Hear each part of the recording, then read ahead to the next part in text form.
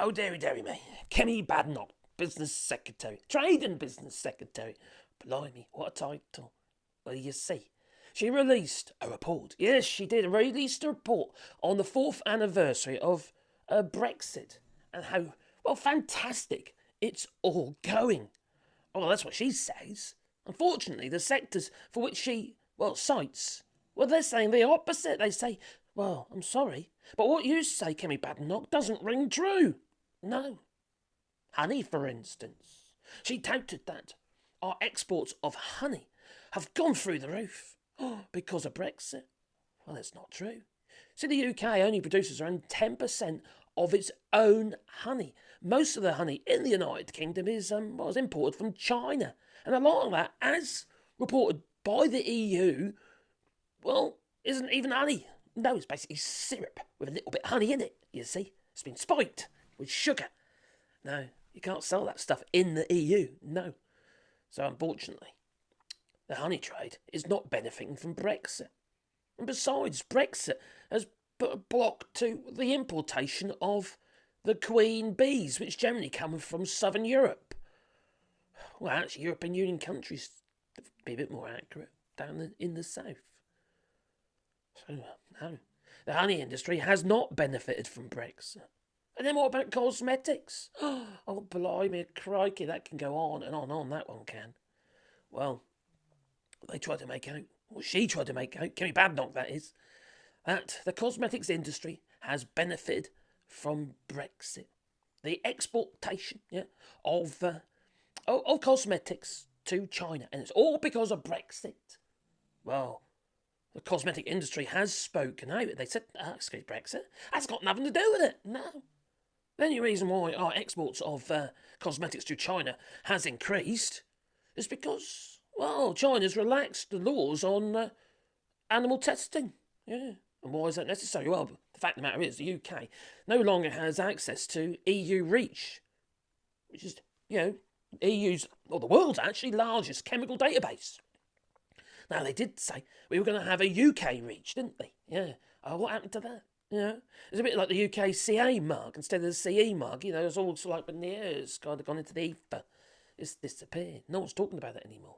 But where that causes us problems is on exportation of anything that contains any form of chemical. We can't manufacture anything in the UK and export it into the European Union because we don't have access to the largest chemical database of at least 70% of it we have no access to. Unless we get it tested in the EU. Well, to do that, you need to be a company in the EU to have that done, you see. So that's blocked our trade with the EU regarding cosmetics and anything that contains any form of chemical. It could be dish soap, for instance. Anything.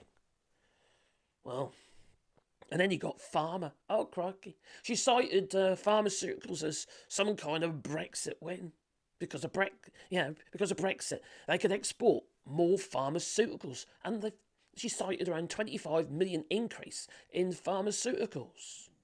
Well, that doesn't even represent 1% of the sales out of the EU. The fact of the matter is, the UK, well, used to export a huge majority of its pharmaceuticals to the EU, but not anymore, no. They're not allowed to, you see. Same rules apply regarding the EU REACH and what have you.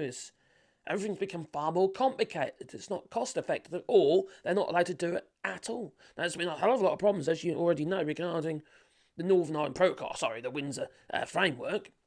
It's caused big issues regarding pharmaceuticals, such as insulin and other, life-maintaining drugs. See, the whole thing is just one big lie. Brexit is a one massive, colossal lie. It's just like the big red bus with £350 million a week to the NHS. Well, if we left the EU, which we did, they didn't get that. The only reason they did get anything regarding, an increase in funding is because they had to, because of the pandemic, and that was all borrowed money. It wasn't money that we made. National debt has gone through the roof. In fact, since the Tories have been in, on average, since Cameron got in power, they've, managed to increase our national debt by 380 million a day. Blimey! Maybe that will be on a big red bus. 380 million a day to the NHS. If you've only all you got to do is vote the Tories out. Well, you see, the whole thing is one big lie, like I say. Because all industries, pretty much across the board, unless you directly profiteer from the disaster of Brexit, is, well, losing money. They're not making as much money as they were before Brexit. Well, fishing industry, supposed to be saved by Brexit. It's completely and utterly buggered. Well, farming. Well, they voted for it, just like the fishermen did, as a whole. Their industry is scuppered because of Brexit. Pharmaceuticals scuppered because of Brexit.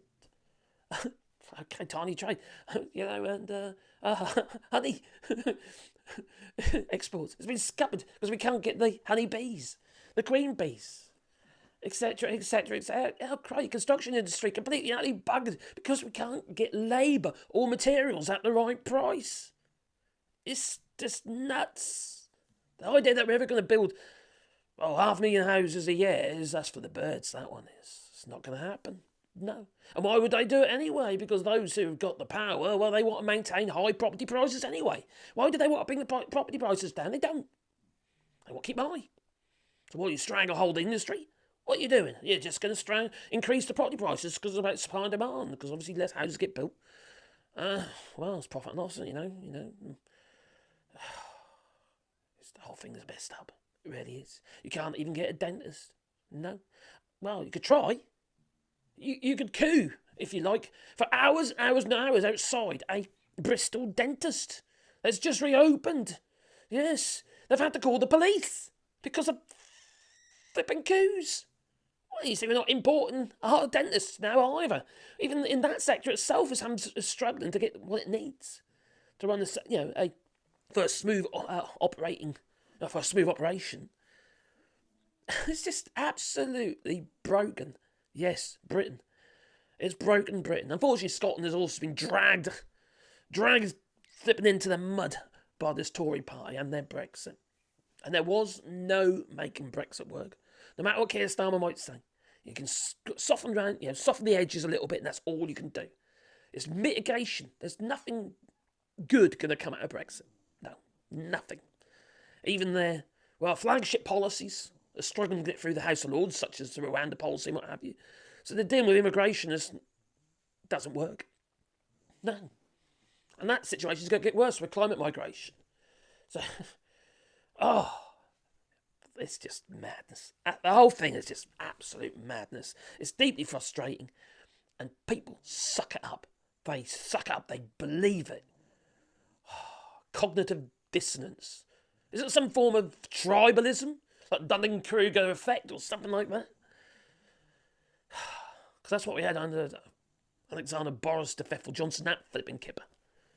Anyway, you tell me. I'm getting angry though. Please leave it in the comments down below. And if you want to support the channel, do it on Patreon or buy us coffee. But the thing that really is important at the moment, because the birds are, they're looking for nesting now. They're starting, all of a sudden the birds are turning up. So I need to get loads and loads of bird houses, bird boxes and stuff like that, habitats for the birds here in France, because we're doing a rewilding, as you already know, probably, and we're planting 1,000 trees on 2 hectares of land, but also we're making bat boxes, bird boxes, etc., etc., and I've got to do it now. So if you want to make a donation, we can then buy some materials, what have you, so we can actually make more little animal habitats. So it'll be part of that. There's a GoFundMe link down below, and it is very much appreciated. It really is. And then your support, obviously, is appreciated. Well, I suppose it's time for me to go and cuddle my little snoring dog, who's here. Go say hello, Wally. Sorry for disturbing you. Toodaloo.